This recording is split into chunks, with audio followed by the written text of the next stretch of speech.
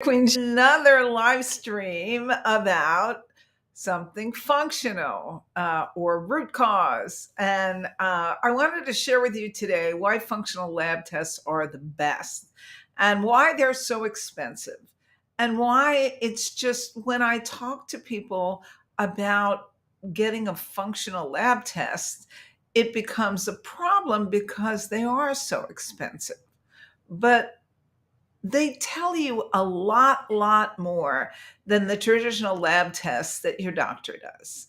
Number one, doctors are looking for disease, not dysfunction, which is what functional tests do.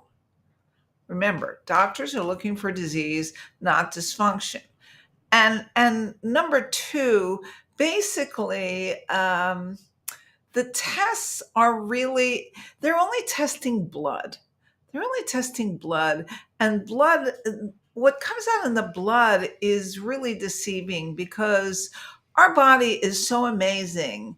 It does homeostasis. For example, if you have a calcium deficiency, you ain't going to get it in a traditional blood test because the if you have a calcium deficiency, calcium will literally leach out from the bones. Bodies do that. Our bodies do that.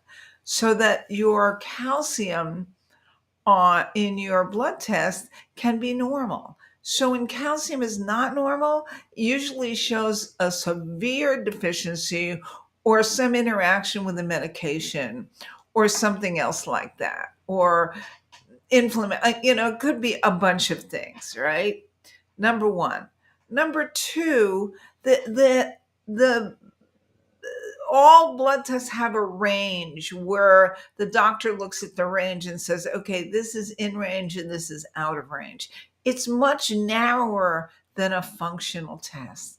We look at a wider range so that we're looking again for dysfunction, not disease. All right. Third thing, um, most lab tests now, traditional tests, are digitally done. So they're not as sensitive as a functional test, which is usually a microarray, which is the old way of doing lab tests, which was actually harder and slower, but more sensitive and revealed more things. So it's better to have a microarray for most things where you're looking at testing. Okay. And also, next thing is we do blood only when we're doing a regular medical test. And in a functional test, we're not only doing blood, but we're doing saliva, we're doing stool, we're doing urine. Is urine testing for traditional labs, but again, the things we're testing for are A, different, and B, much more sensitive than in a regular lab test. Okay. And what we're looking for more is the impact of our nutrition, stress, environment, hormones, genetics, and also the state of the microbiome or the gut. And also those functional tests can judge inflammation. And that's why I think they're the best. They're the best. Also, most doctors that I work with, even if I'm, it's funny, I think I told this story, but I'm going to tell it again. Recently, I went to a regular medical doctor and she was delightful. I just wanted some testing and some things looked at because, I'm 78 and it's time to kind of look at some things like some skin cancers. I have one on my ear and so forth and so on. And it's always good to have a mammogram if you're a woman, and so forth and so on.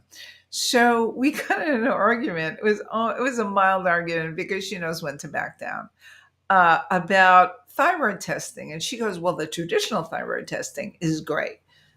You do not need the antibody tests, and you do not need the reverse, T3 tests." And it's like those are the things that I test for when I'm looking for Hashimoto's thyroiditis. Regular thyroid testing tells me very little because they're usually just looking at thyroid stimulating hormone. And if it's normal, they'll just pass it up. And basically, I have tested functionally people with Hashimoto's, and their antibodies are off the chart. Their TG antibodies and TPO antibodies off the chart. So you tell me how really good traditional lab tests are. And I'm not testing for disease, I'm testing for dysfunction. I want to see how functional your body really is. So the sad part is these tests are only covered with cash. They're cash only. They're not covered by insurance. And so it's kind of a question of, do you want to bite the bullet and take these tests, or do you want to just, wonder about whether you have Hashimoto's or you have other things that can't be tested with a regular medical test? So I encourage people to take these tests. I don't charge extra for them. I just, do them. As a matter of fact, I have a service that just does them. If I'm doing functional testing from different labs, you can do it all there for a very small price. So, do you want to test the state of your gut? Do you want to test whether you have inflammation or not? Doctors won't do that. So I encourage you to open up your wallets, take out your credit card, and plunk down money for these tests because they are very, very, very useful in finding out what's actually bugging you. All right. Good, Queen Jill signing off. See you tomorrow. Bye bye.